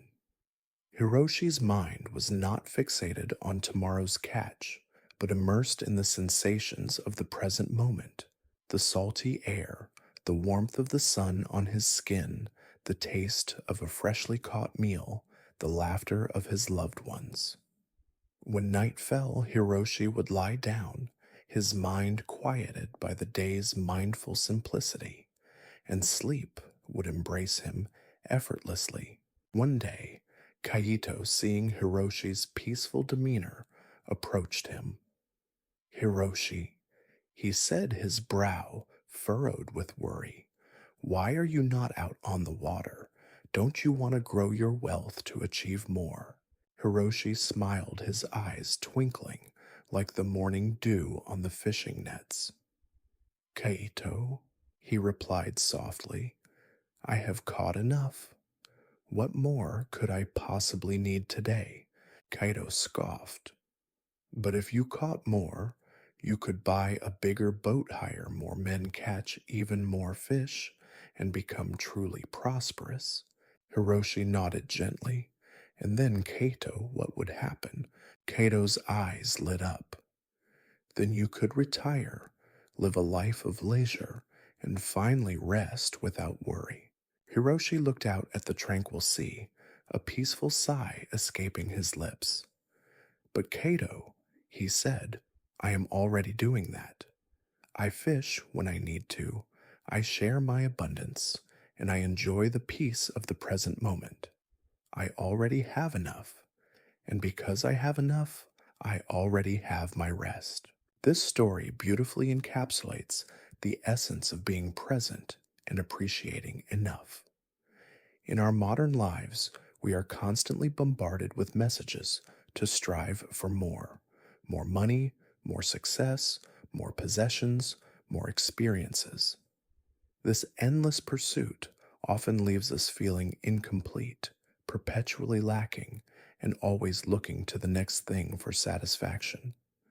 This mental state of perpetual striving is a direct impediment to sleep. Our minds are wired for vigilance, always anticipating, never quite settling into the calm of the present. For deep sleep, we must learn to quiet the urge for more and embrace the abundance of enough in this very moment.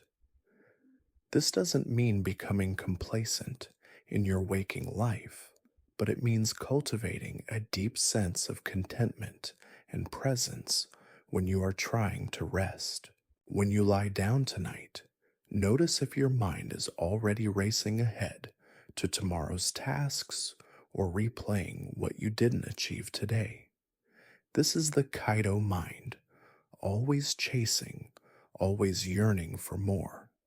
Instead, consciously bring your attention back to what is enough right now. Feel the softness of your sheets. Appreciate the warmth of your blanket.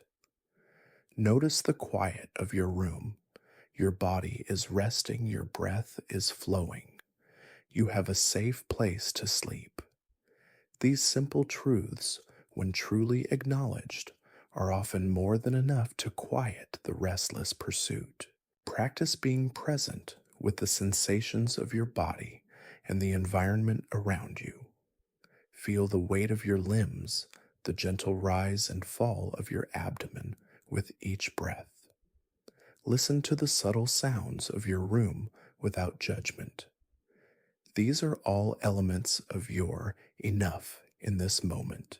By consciously choosing to be present and recognizing that for this very moment you have everything you need, you begin to release the tension of striving.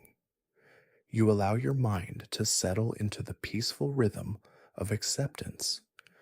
Just like Hiroshi, who found rest because he appreciated his enough, you too can cultivate a contentment that ushers in the deep restorative sleep your weary soul deserves. Let the worries of more drift away and embrace the profound peace of enough, the gift of forgiveness. Explore the release that comes from forgiving oneself and others as aiding relaxation. We've found tranquility in recognizing enough, learning from Hiroshi's contentment. Now let's explore another profound act of release that is crucial for deep sleep forgiveness. Often the burdens that keep us awake are not physical, but emotional, lingering resentments, unresolved anger, guilt, or regret. Holding on to these emotions is like trying to sleep while carrying a heavy, invisible weight. The Buddhist teaching on forgiveness offers a path to unburdening the heart and mind, opening the way for truly restorative rest. Forgiveness in the Buddhist sense is not about condoning harmful actions or forgetting injustices. It is first and foremost a gift you give to yourself. It's the conscious decision to release the emotional energy you expend holding on to resentment, anger, or blame. When you cling to these negative emotions, they create internal tension, keeping your nervous system agitated and preventing your mind from settling into a peaceful state. Imagine holding a burning coal in your hand, intending to throw it at someone else. Who is truly burned first, you are. Similarly, holding onto unforgiveness primarily harms the one who holds it. It keeps you tethered to the past, replaying narratives of hurt or guilt, and denying you the peace of the present moment, the very peace required for sleep. There are generally two main areas where forgiveness is needed when it comes to sleep disturbances: forgiving others and forgiving yourself. Forgiving others. Think about anyone who has caused you pain or frustration, whose actions or words might still echo in your mind. This could be a family member, a colleague, a friend, or even a stranger. Perhaps you felt wronged, disrespected, or let down. When these thoughts arise, they trigger a cascade of emotional and physical reactions: increased heart rate, muscle tension, mental agitation. To practice forgiveness towards another, you don't need to confront them or even tell them you're forgiving them. It's an internal process. As you lie in bed, bring to mind the person or the situation that caused you pain. Acknowledge the hurt you felt. Then gently, with the intention of liberating yourself, silently repeat phrases like, "May you be free from suffering. May you be peaceful. I release my resentment towards you. I forgive you." This might feel challenging, especially if the hurt was deep. It's not about excusing their behavior, but about choosing to no longer allow that past event to control your present emotional state and your ability to rest. You are cutting the energetic cord that binds you to that pain. By doing so, you free up immense mental and emotional energy that can now be directed towards peace and sleep. Forgiving yourself. This is often the most difficult aspect of forgiveness. We tend to hold onto self-blame, guilt, and regret for our perceived mistakes, failures, or shortcomings. I shouldn't have said that. I messed up that opportunity. I'm so foolish for worrying so much. These internal criticisms can be relentless, creating a loop of shame or anxiety that is profoundly disruptive to sleep. To practice self-forgiveness, bring to mind any actions or thoughts that evoke feelings of guilt, shame, or regret. Acknowledge these feelings with kindness, remembering the wisdom of loving kindness towards yourself. Then gently repeat phrases like, "May I forgive myself for any mistakes I have made. May I be free from guilt and regret. I am doing my best. I accept myself as I am." Remember the uncarved block, your inherent perfection. Forgiveness is the act of removing the self-inflicted carvings of judgment and blame, allowing your natural peaceful state to shine through. It's acknowledging your humanity with all its imperfections and offering yourself the same compassion you would offer a dear friend. When you practice forgiveness, you loosen the grip of the past. The emotional charge associated with past events or self-judgment begins to dissipate. Your nervous system calms your muscles, relax, and your mind, no longer tethered to old hurts, can finally begin to unwind. This creates a profound sense of lightness and freedom which is the perfect prelude to deep restorative sleep. So tonight, as you lie down, if you find yourself replaying old grievances or berating yourself for past actions, consciously choose the path of forgiveness.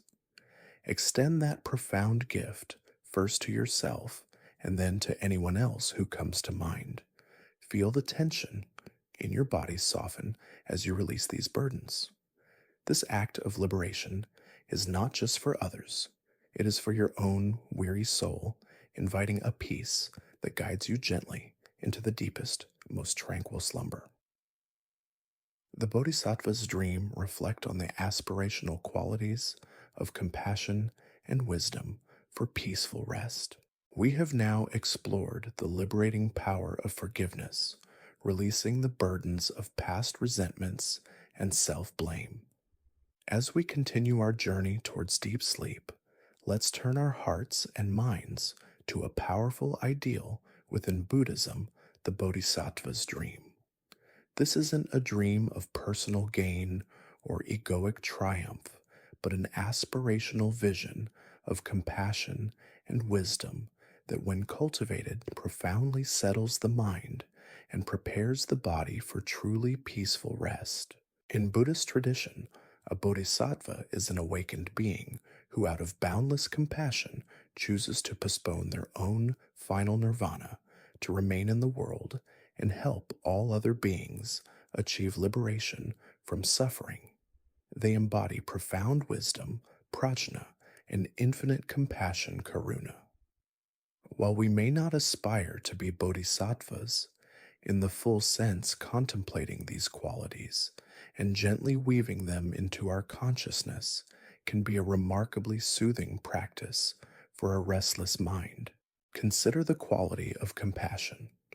Often when we are awake late at night, our minds are consumed by worries about ourselves.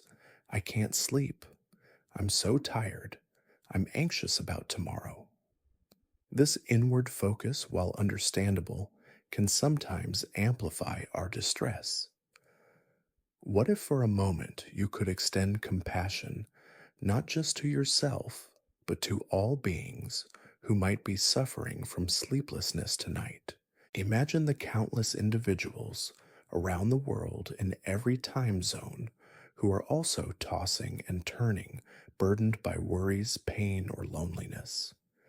As you lie in your bed, gently breathe in their struggles, and with your exhale send them a wish for peace and rest. This simple act shifts your perspective from self-centered anxiety to a broader, more expansive sense of connection and benevolence. It dilutes your own suffering by placing it within a larger context of universal experience. This expansive compassion creates a spaciousness in your mind, easing the tight grip of individual worries. Then there is the quality of wisdom. This is not intellectual knowledge, but a deep intuitive understanding of the true nature of reality, impermanence, non-self, and the interconnectedness of all things. When we embody wisdom, we see our problems, including our sleeplessness, not as insurmountable obstacles, but as transient phenomena. We understand that clinging to thoughts or expectations causes suffering, and we have the insight to gently let go. The Bodhisattva's dream is one where clarity of mind and boundless kindness intertwine. When your mind is steeped in these qualities, it naturally becomes more harmonious, less agitated. The endless what ifs and if onlys that plague the insomniac begin to dissipate. The fear of not sleeping loses its power when viewed through the lens of wisdom, which understands the impermanent nature of even wakefulness itself. As you lie in bed tonight, allow your breathing to deepen and soften. With each inhale, imagine drawing in the collective desire for peace and rest for all beings. With each exhale, imagine sending out waves of compassion, knowing that by wishing peace for others, you simultaneously cultivate it within yourself. You might silently repeat phrases like, "May all beings find peace and deep rest tonight. May all hearts be free from suffering. May I be an instrument of peace, even in my stillness." This practice transforms your sleep space from a battlefield of internal struggle into a sanctuary of aspiration. You are not just trying to fall asleep for yourself, you are aligning your consciousness with a greater flow of universal compassion and wisdom. This elevated perspective can be incredibly calming, helping to quiet the personal anxieties that often prevent true relaxation. The Bodhisattva's dream reminds us that even in our moments of vulnerability, like seeking sleep, we can connect to something larger than ourselves. This connection is not demanding, it is liberating. It dissolves the intense focus on individual suffering by expanding your awareness to a benevolent concern for all. So, as you drift towards slumber, let your final thoughts be imbued with these aspirational qualities. Allow compassion to soften your heart and wisdom to clear your mind.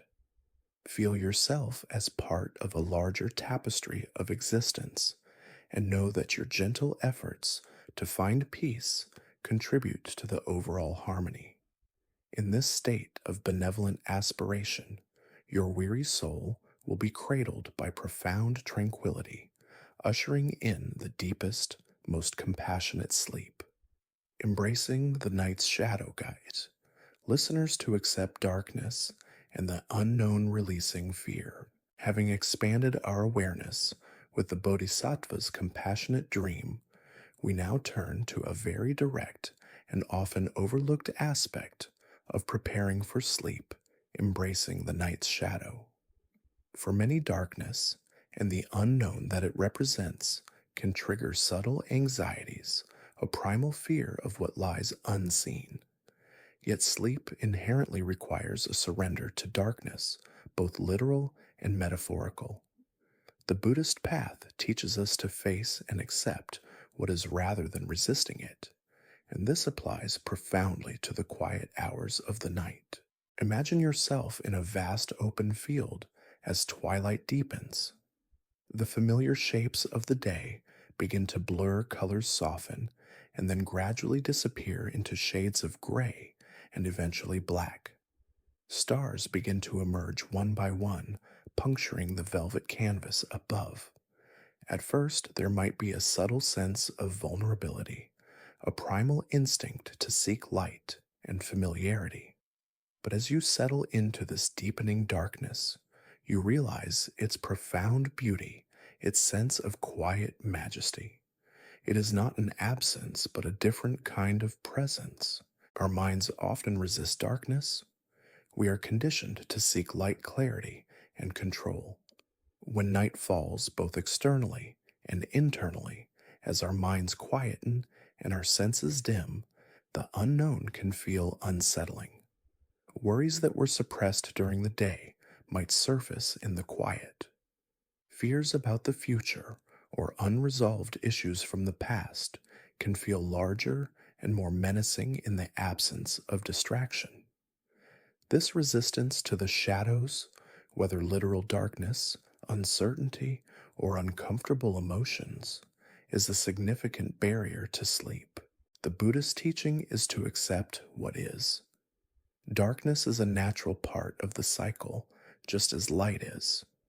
It is not inherently good or bad, it simply is. When we resist it, we create internal tension. When we embrace it, we align ourselves with the natural flow of existence. Consider the act of closing your eyes to sleep. It is a deliberate choice to enter a state of darkness, to voluntarily relinquish visual control. This act can be challenging if you have an underlying fear of the unknown. But what if you saw this darkness not as an empty void, but as a vast, rich space for rest and renewal? To embrace the night's shadow, we can practice a gentle acceptance of both external darkness and internal uncertainty. For external darkness, as you lie in bed, allow your room to be as dark as possible. Feel the darkness around you. Instead of perceiving it as an absence, imagine it as a soft, comforting blanket wrapping around you. It protects you from external stimulation, allowing your eyes and mind to truly rest. Breathe into the darkness, allowing your body to soften and surrender to its embrace. Feel how it creates a private sanctuary for your inner world, for internal uncertainty and the unknown. When a thought arises that brings up a sense of uncertainty about tomorrow, about a decision, about a future outcome, instead of trying to chase it down and resolve it, try to simply acknowledge it as uncertainty arising. Don't resist it. Don't try to force a solution. Just as you accept the external darkness, accept the internal unknown for this moment. This is a profound act of trust in the natural unfolding of life. Often, fear of the unknown keeps our minds spinning. We believe that if we just think about it hard enough, we can control the future or understand everything. But true wisdom often lies in accepting that there are limits to our control and our knowing. Sleep requires us to step into that realm of not knowing, of letting go, of the need for certainty. Imagine yourself floating gently on a calm, dark ocean. You don't need to see the shore to know you are safe. You simply trust the buoyancy of the water, allowing it to hold you. Similarly, surrender to the unknown aspects of the night, trusting that you are held by the natural processes of rest and renewal. This practice is about releasing the subtle vigilance that accompanies the fear of darkness or uncertainty. When you actively embrace the shadow, you tell your nervous system that it is safe to let go. You are no longer fighting the natural state of things. This deep acceptance allows your mind to release its need for constant vigilance, easing into the profound surrender that ushers in truly deep and restorative sleep. Embrace the darkness, for within it lies the deepest peace. The Monk and the Thief, a story about seeing beyond appearances and offering unexpected kindness. We have begun to embrace the night's shadow, finding peace in accepting darkness and the unknown. This profound acceptance leads us naturally to another core Buddhist teaching that can radically shift our perception and ease our minds for sleep, the practice of seeing beyond appearances and extending unconditional kindness, even when faced with what seems like aggression or intrusion. This often overlooked wisdom can release the tension that arises from judgment and fear. Imagine an old Zen monastery nestled deep in the mountains, a place of quiet reflection and simple living. One night, a thief broke into the abbot's humble hut. The abbot Ryokan was a renowned Zen master known for his wisdom and gentle nature. He heard the commotion, but instead of reacting with fear or anger, he simply lay still, observing. The thief, rummaging through the sparse belongings, found nothing of value. Ryokan's hut contained only a few books, a meditation cushion, and his simple robes. As the thief prepared to leave empty-handed, a wave of compassion rose within Ryokan. He realized the thief must be truly desperate to resort to such an act. He also knew that if the thief left with nothing, it would be a source of shame and perhaps further desperation. Quietly, so as not to startle the thief, Ryokan coughed gently. The thief froze, startled. Ryokan then spoke, his voice calm and warm. You have come all this way to visit me, and you should not leave empty handed. Please take my robes as a gift. He then threw his simple monastic robes to the thief, who, stunned by this unexpected kindness, grabbed them and fled into the night. Ryokan sat down, watching the full moon through his window. He was naked, exposed to the cool night air, but his heart was filled with peace, not resentment. He simply murmured, "Poor fellow, I wish I could have given him this beautiful moon." This profound story offers several powerful insights for those seeking peace and sleep. Firstly, it highlights the wisdom of seeing beyond immediate appearances and reactions. Ryokan could have seen the thief as an enemy, a threat, an intruder. His immediate reaction could have been fear, anger, or defensiveness. But he chose to see the underlying human condition, desperation, perhaps a lack of opportunity. This allowed him to respond with compassion rather than reactivity. When we struggle with sleep, our minds often become like the thief, intrusive, unwanted, disrupting our peace. We judge these thoughts or feelings as bad or wrong, and we fight them fearing their presence. This judgment and resistance only amplify their power, keeping us in a state of internal conflict. But what if you approached your own restless thoughts or persistent worries with the same spirit as Ryokan? What if instead of fighting them, you could simply acknowledge their presence? Ah, a worry has come to visit, and even offer them a kind of gentle acceptance. You don't have to invite them to stay, but you don't need to engage in a battle either. Secondly, the story illustrates the power of unconditional kindness. Ryokan gave his most valuable possession. His robes were a monk's only true possession, not out of fear, but out of genuine compassion. This act of giving even to one who seemed to be taking generated peace within himself. When you find your mind intruding on your peace, especially as you try to sleep, you can extend a similar kindness to yourself. Instead of berating yourself for being awake or having restless thoughts, offer yourself compassion. It's okay that these thoughts are here. My mind is just trying to process. Or, it's okay that I'm awake right now. I am still resting.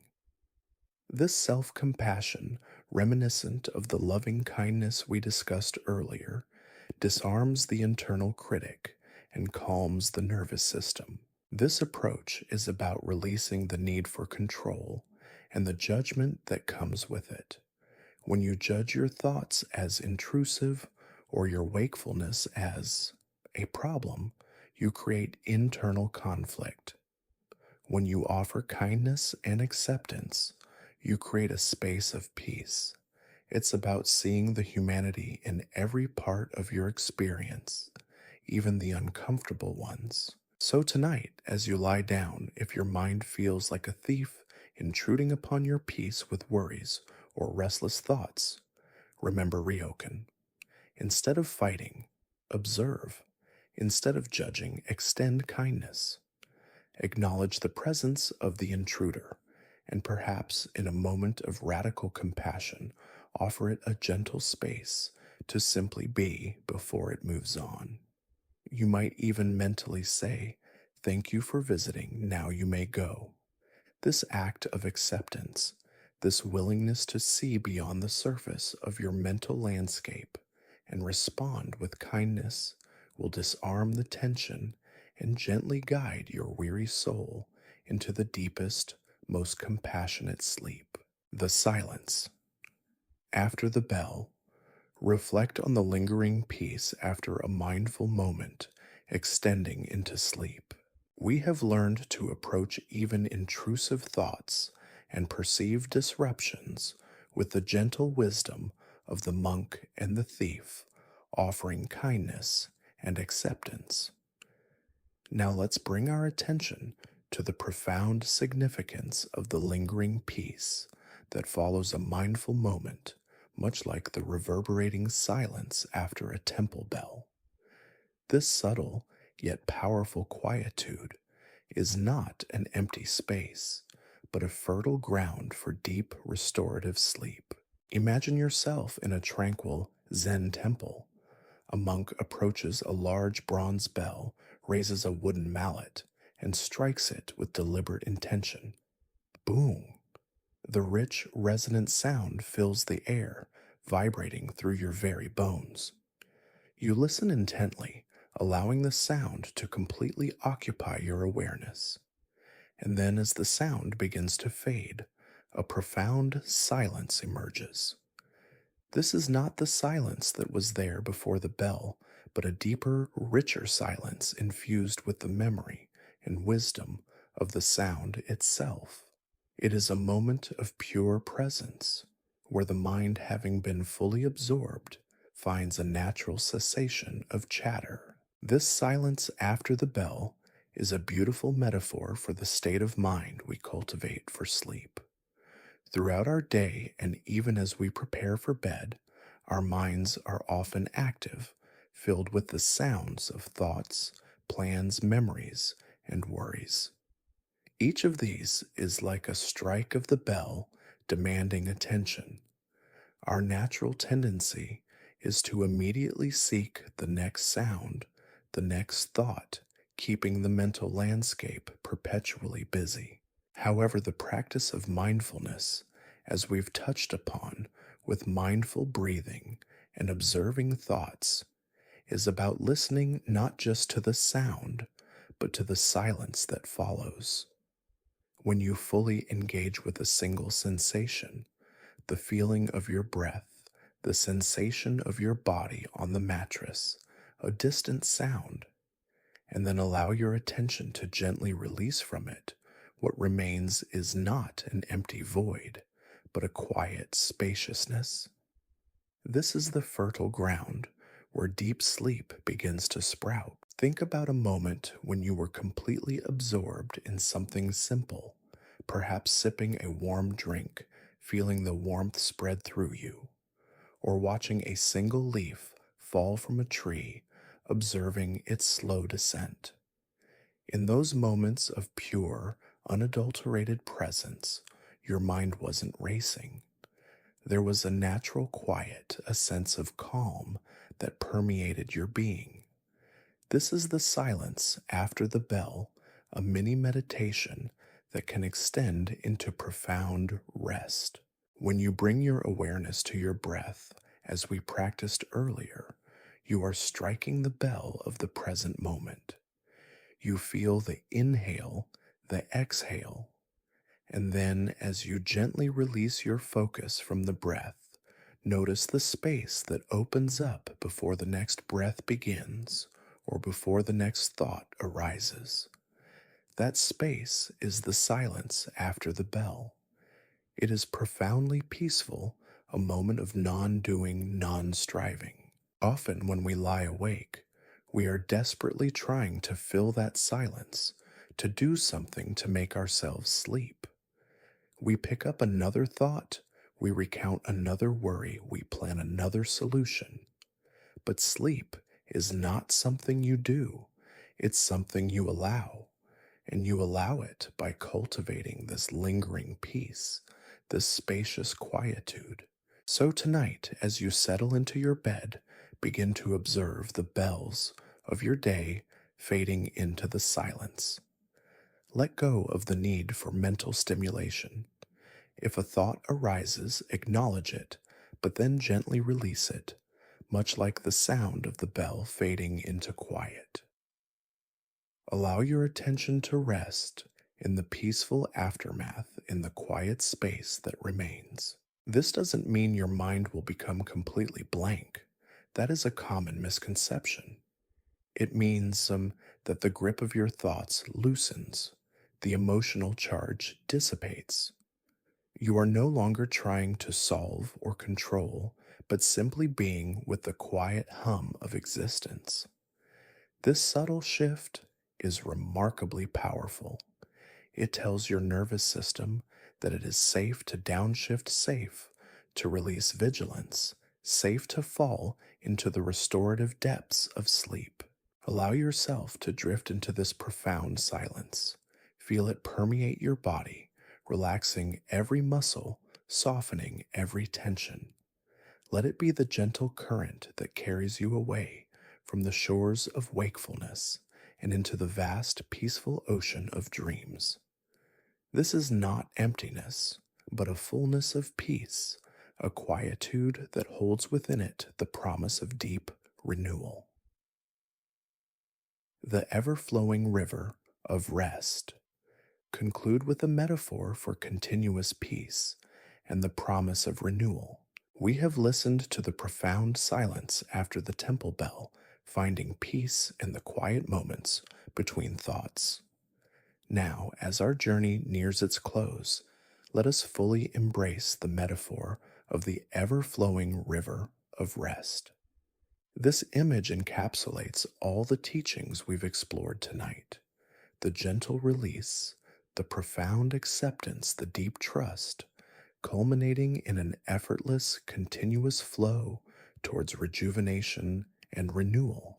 Imagine yourself lying gently on a soft raft, drifting onto a wide, slow moving river. The water is calm, its surface shimmers under the soft moonlight. You feel utterly supported, held by the gentle current. There is no need to paddle, no need to steer, no need to exert any effort whatsoever. You are simply allowing the river to carry you. The banks are lined with ancient silent trees, their branches reaching towards the sky like welcoming arms. The air is cool and clean, carrying the earthy scent of the riverbed and the faint perfume of night-blooming flowers. This river is the flow of your own natural capacity for rest. Throughout our journey, we have addressed the dams we often build in this river, the clinging to thoughts, the resistance to impermanence, the burdens of blame and unforgiveness, the fear of the unknown. We've learned to gently dismantle these barriers, allowing the innate current of peace to resume its natural course. Recall the bamboo grove's whisper of non-attachment, how we learned to let thoughts float by like fallen leaves rather than clinging to them. Feel yourself now like those leaves, effortlessly carried by the current of sleep without resistance.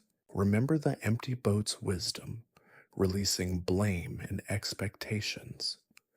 As you drift on this river, there is no one to blame for your wakefulness, no expectation of immediate slumber.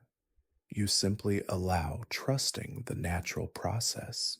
Feel the deep calm born from mindful breathing's embrace, your breath now, a gentle, steady current within you perfectly attuned to the river's flow. We walked the middle way to rest, finding the balance between gentle effort, preparing the raft, and profound surrender, allowing the river to carry you. You've done your part. Now, let the river do its. The paradox of the sound of one hand taught us to release the mind's need for control and answers. On this river, there are no riddles to solve, only the quiet acceptance of what is.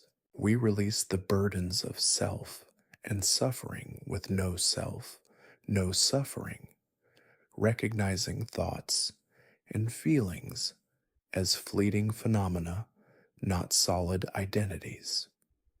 Now on this river, all self-concerns dissolve into the larger peace. The dewdrop's impermanence reminded us that all worries are transient.